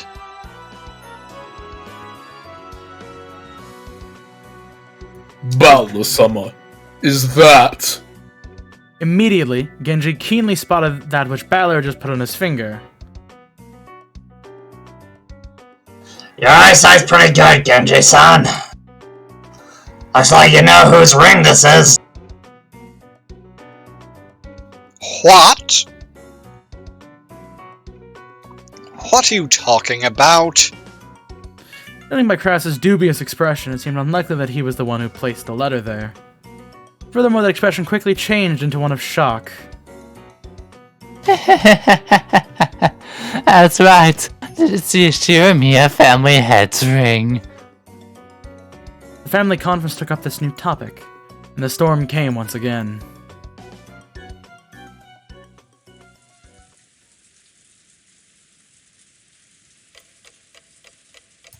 Three hours. I'm mad I didn't. later. Man, that must have been one bad conversation. The rain was still pouring down hard as ever. The weather was supposed to continue all day tomorrow as well, which made me feel a bit depressed. Oh wait, given that time I should say today, not tomorrow. That doesn't really matter now. I'm sleepy. With half-asleep eyes, I opened my umbrella. The large drops of rain pounded mercilessly against it. Technically, the end of the family conference had been declared at 1 a.m., but external scuffles kept continuing sluggishly. I'm really jealous of Aunt Rosa who managed to slip out of there at that time. She cleverly got away by saying that she'd check on Maria, who might have been staying up too late. Dad caught me, ruining my chance to escape, and we stick around and not until now, 3 a.m. So what have they decided on me on after all this time? Nothing at all. They just kept on arguing about who said what, like elementary school kids. I'm sure they're tired too. Probably why they keep dragging on with the same pointless questions. I no longer felt any shock or anger towards them. I guess drowsiness is the best painkiller. I left them behind and finally returned to the guest house.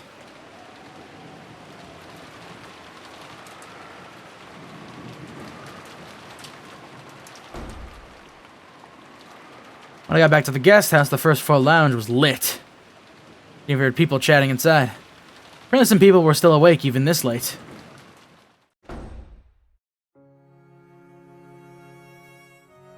Despite the late hour, Goda-san and Dr. Nanja were still up and chatting.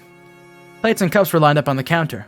Looked almost like a bar with Goda-san as the bartender. And as I returned, they seemed to finally realize how late it was. Goda-san made to top off Dr. Nanjo's glass, the latter declined with an exaggerated gesture. That's enough. That's enough. It's already too late to be up. Look how late it's gotten. Such a good person to chat with. I hardly noticed. If so, it's all thanks to your liquor. We'll have to do this again sometime. Yes, gladly. Battler-sama, welcome back. Is the discussion with Krell-sama and the others still continuing? The way things were going, it looked like they might plot until dawn. None of my business. I spoke carelessly with a big yawn. They have quite a lot of stamina. I'm surprised. Oh, so you're here too.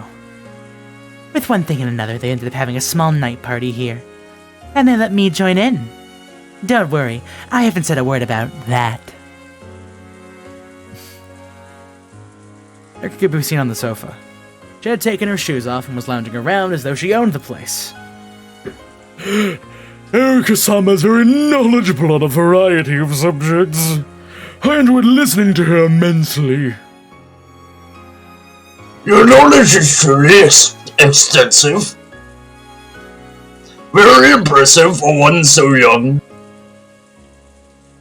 You're very welcome. I, Furuta Erika, know quite a bit about trifles such as this. Erika grabbed the corners of her skirt and posed. Somewhat less graceful considering that she was lounging on the sofa with her feet up. That's a cute pose. Where's Aunt Rosa? She returned at 1 a.m., but she went straight upstairs to sleep. That's probably true. Taking part in that conference for so long. I feel like flopping down in bed right away myself. I've had it. I'm tired enough that I might flop over right here. Well then, sorry. Well then, let's call it a night. Don't you have to get up early tomorrow morning and make breakfast, Goda-san? Preparations for breakfast have already been made. I'm more pleased if you looked forward to it. In Goda-san's eyes, the family conference is an open stage on which to display his culinary skills. Maybe this invigorates him so much that he doesn't even get sleepy. Erika stood up, laughing at how youthful Goda was. This became a sign that it was time to disperse. I will clean up here. Please go and sleep, everyone. Leaving things up to Goda-san, I went to the bathroom and then climbed the stairs to the second floor.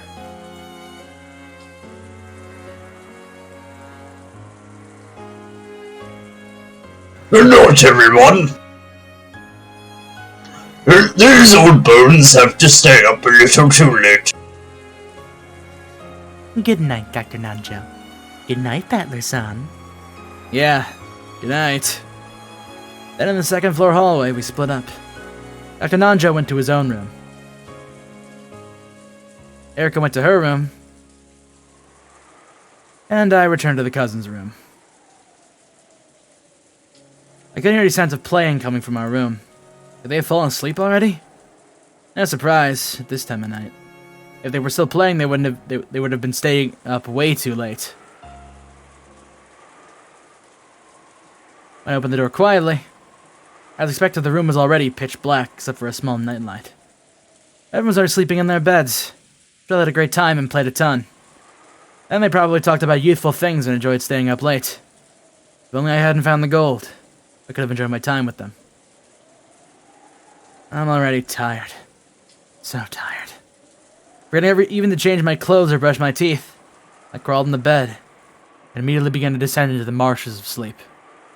Today's been so insane. I wonder if that old bastard's still in the family conference now. How does he not get tired? Come to think of it. Was it that old bastard sent me parted company? Tomorrow there's something important I want to talk about. As a family. It's about you. I'm sure it's more stuff about being the successor. I only want to hear about it. If I tell you about this, I'll probably be killed. I'll kill you whenever you want, you old bastard. And then, what was it he said next? It's about your birth. My birth? Your birth. Probably just something about the noble Ashurmia lineage. Not interested. Let me sleep. me.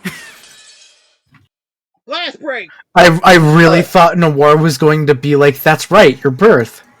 He did say that. Oh, I thought he was going to do it in an Nagito voice then. Alrighty then, we will continue this on Sunday. I have a question that you can confirm nor deny. Sure. Can, like, with the information we have gotten so far, is it actually even possible to find out what Beatrice is upset about regarding Battler? Yes. Yes. Yes. Yeah. With the completion of the questions arc, you have been given all the tools that you would need, that you could use to actually solve Umineko. Huh. What do you think the likelihood of the average person figuring it out? Very low. I did not figure it out. I'm not sure if you can solve the epitaph using questions alone. Not the epitaph, but... Nah, not the epitaph, though. The epitaph's just kind of fucky. Yeah, especially got new Japanese language wordplay. I'm just curious. Yeah, that is another thing. It's like, how much wordplay do I actually need to uncover? Hold on a second, Orange. Yeah. So you mean to tell me that there's no one solid solution to the epitaph? What? Should I confirm or deny that? Should you? I'm following. I need you to clarify that question a little bit. Yeah. Can you repeat the question? Is there a true way that the epitaph can be deciphered, can be interpreted, or is it up to whoever reads it? I mean... Like the way it's read at face value versus how Battler and Erica solved it. Do you mean like there's one concrete solution that is the only way to solve it? Is there one concrete solution to it? Yes. I mean, wouldn't there naturally only be one answer to a riddle? There is one answer, but like math, you can probably get to it various ways. There's probably stuff in the Angie timeline that I glazed over that I could probably use if I was that dedicated. You just have to watch the VODs at Orange Boy on YouTube.com. Well, then I'm gonna get in my recommendations, even if it's even then I'd probably for Twitch, not really. That bell. I mean, not everything is kept on Twitch. Yeah, that's Look, guys, it's simple. You go into your previously watched videos, you turn off your watch history, and then you clear your watch history so you never get recommended anything. Well, the problem is the recommended videos on the side. Fair enough. Also, I'm not that dedicated to solving it. Also, if it once again, what I like to ping you with, if it helps, I still didn't get it at this point in the story. Also, I had my webcam throughout this, and it's like, man, I can see the habits I have when I zone out. I was like, huh. It was like, that's the first time I've seen bone hand gesture. And gesture. Not my Hand first gesture. time. I Hand remember I was in a gesture. voice call with Bone and he had the camera up once. I remember, I was like, I'll add some finishing touches to this drawing. I go, I draw like one line and I hear AC, I'm like, fuck. Or like, I have it on push to talk and I'll say the line, and then I'm like, wait, I'm not pressing the button. You put on the dress, so you're good. There you go. Yeah, Okanoki put on the dress. Megan Force. Put the guitar away, Bo. Stop. I love the idea of Hideyoshi being like, Ava's gone, quick Okanoki put on the dress. Fine. Listen, someone's got to cover for Ava while she's gone.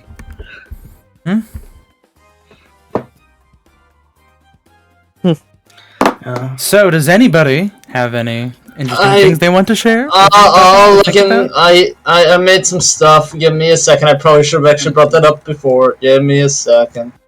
Got any grapes? Okay. Give me a second here. Almost found it. Camera's on. Yeah, I've turned my camera on for the Discord people, not for the stream though. Camera game. My internet is not. Okay, I noticed they said something about manifesting because of their connection to Goldsmith, the witch ladies. Does anybody else have thoughts on that sentence? Well, I like that you consider Ronave to be a witch lady. Yeah, Ronave is the best I consider that a compliment. That's funny. Man, Crimson, you really do look like a Viking. You look really cool. I know. The beard and the. Oh fuck, y'all. I'm gonna be real. Fuck, I'm y'all gonna be real. tempted me The to face turn on my doesn't match webcam. the voice. Y'all tempted me to Yeah, turn I on my have a webcam. God damn it. For my voice. Sorry, you go reboot. I had nothing to say. Oh, I thought you were saying something. Alright, so yeah, does anybody have thoughts about them saying, oh yeah, we manifested because of our connection to Goldsmith? Not for sure. Nothing?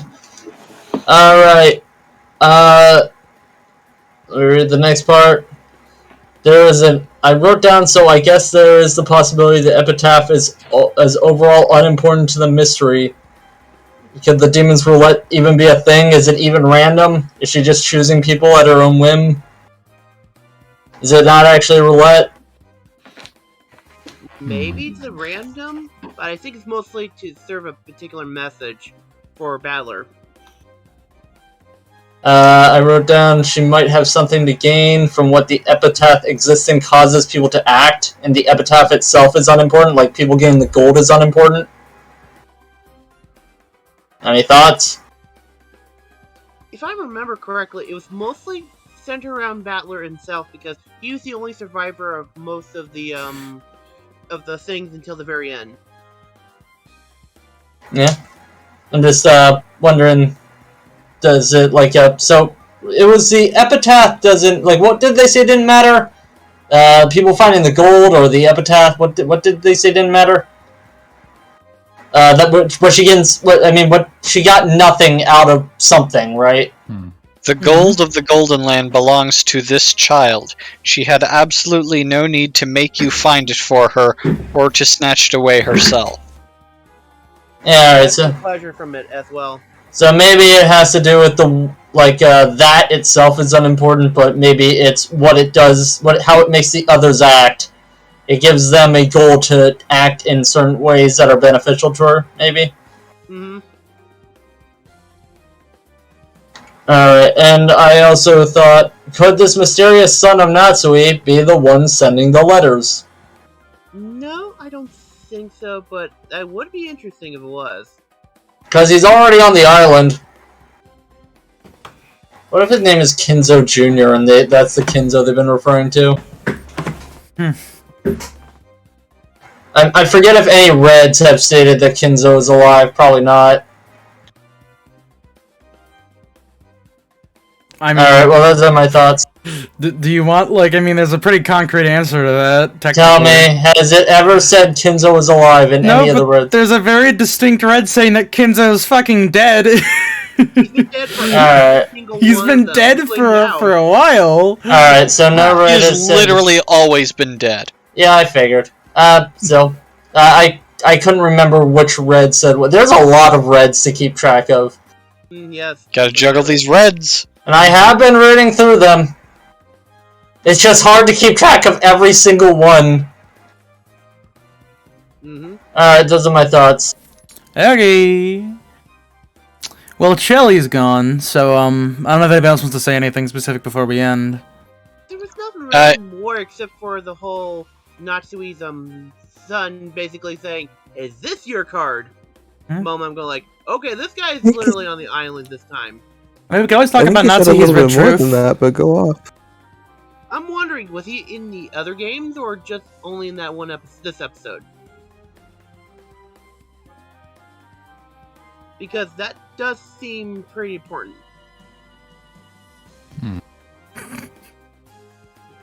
But we're not for sure if he's in the other episodes.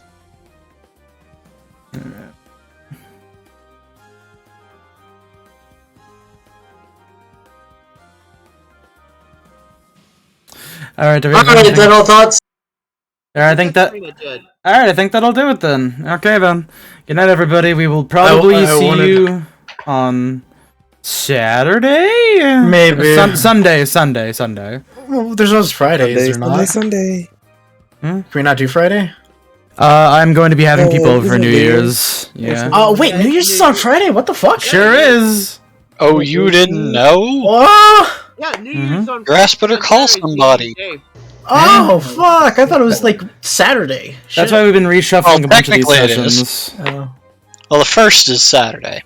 Luckily, I don't have any parties. I'm working on Saturday. Oh. So. Well, at least Sunday's a good day for it. And I'm not. Because it's on the second and no one would be drunk on that day. Yeah. Who's we? Coming in, Orange being like, I'm Bowser Mia. I don't know how Orange sounds. It's just. What do you mean you don't know how I sound like? I don't know how you sound wrong. I'm Bowser Mia. I can't believe Happy Chaos called Natsuhi. Actually, I really wanted to say, man, I can't believe Orange is doing his haze right now. Haze Stratos. No, I prefer the Happy Chaos one more. But it's haze. No. You know COD. You play? Same thing. Yeah, We're just preparing to ponder his orb. Alright, yeah. We're going to end it here. Good night, everybody. Oh, and read Beaglesaurus. Yeah, that too. Arrivederci.